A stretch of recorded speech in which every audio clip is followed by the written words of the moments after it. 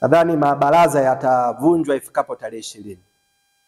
Mimi binafsi kwa niaba ya ofisi ya mkuu wa mkoa, ingawa mkuu wa mkoa mwenyewe yupo atazungumza, lakini nikiwa kama msaidizi wake wa kiutendaji, naombea waheshimiwa wote madiwani, wale ambao mtaendelea kutia nia, basi Mwenyezi Mungu awabariki, awasimamie mpate ushindi wa kishindo.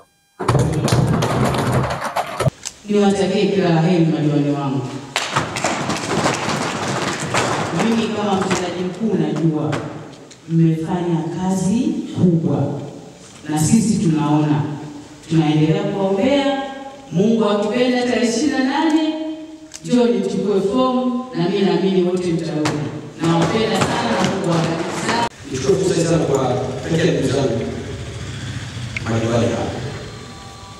Tunatambua kwa hiyo siku 3-4 mwezi kumaliza muda wenu wa miaka 5 kwa mujibu wa katiba ya nchi. Kila baada ya miaka 5 uchaguzi utakuwa unafanyika. Kwa hiyo na nyinyi pia waheshimiwa madiwani hamkuzaliwa madiwani, kweli au si kweli?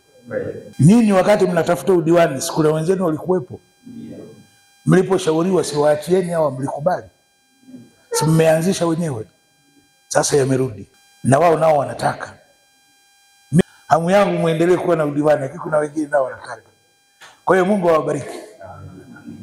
Nachoweza kuwaombea ni kwamba mimi binafsi niliwapenda sana halmashauri yake. Niliwapenda sana. Lakini ndio hivyo, inaonekana sheria za ligi zinawapenda zaidi.